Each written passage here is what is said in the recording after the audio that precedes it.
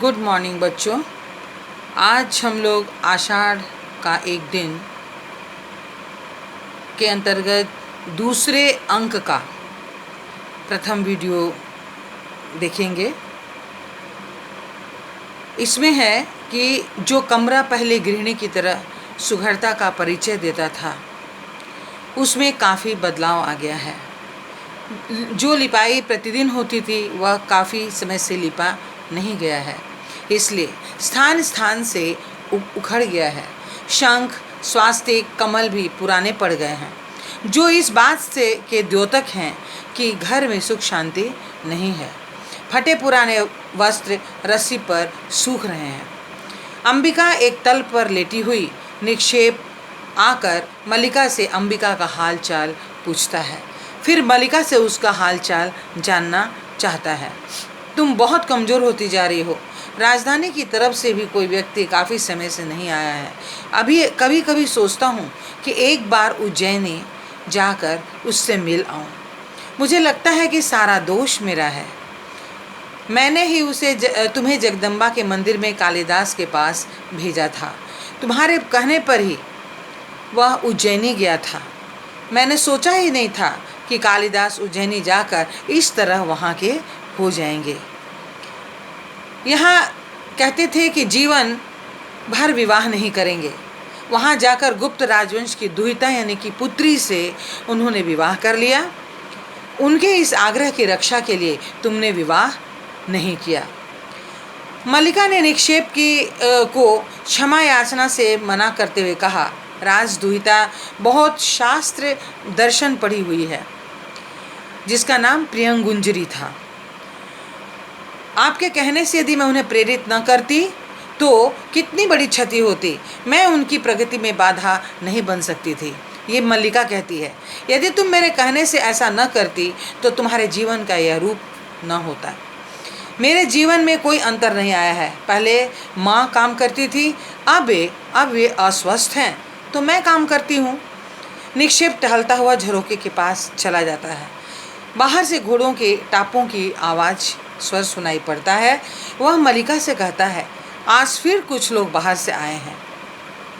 मैंने 2 वैसी ही आकृतियाँ देखी हैं जैसी तब देखी थी जब आचार्य कालिदास को लेने आए थे।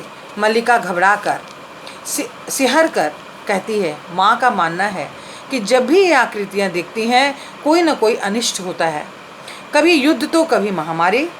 पर पिछली बार ऐसा कुछ नहीं हुआ। निक्षेप ने कहा, पिछली बार तो सबसे बुरा हुआ। तभी टापों की आवाज़ फिर सुनाई देती है। झरोखे से देखने पर जो आकृति दिखाई देती है उसे देखकर निक्षेप उत्तेजित हो जाते हैं। वे कालिदास को दूर से ही पहचान लेते हैं। कालिदास घोड़ा दौड़ाते हुए पर्वत शिखर की ओर आ गए हैं। इस राजसी वेशभूषा में कोई और उन्हें पहचान न पाए या नहीं, परंतु निक्षेप धोखा नहीं खा सकता है। मैं अभी जाकर देखता हूँ। राज्य कर्मचारी भी अवश्य उन्हीं के साथ आए होंगे। वे आए हैं और पर्वत शिखर की ओर ही गए हैं।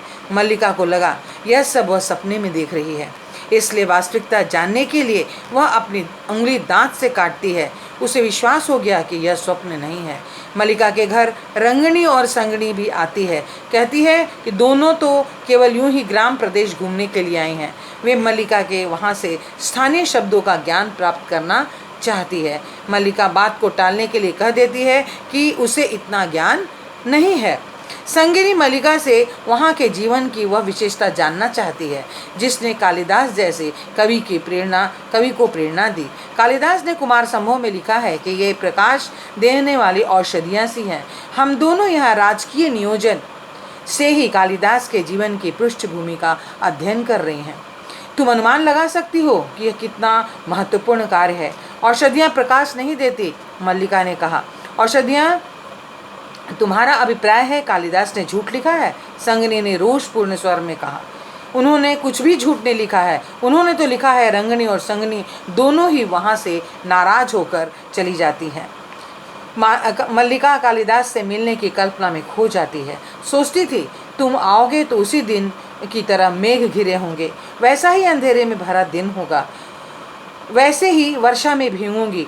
तुमसे कहूँगी मैंने तुम्हारी सारी रचनाएं पढ़ ली हैं, कितनी कठिनाई से मैंने ये रचनाएं मंगवाई हैं। मेघदूत की पंक्तियाँ तुम्हें गा कर सुनाऊंगी।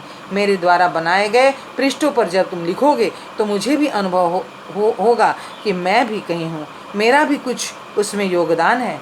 किंतु आज तुम्हारे आने पर भी वातावरण पहले जैसा मधुर नहीं हो पाया। इसके बाद अगले वीडियो में बच्चे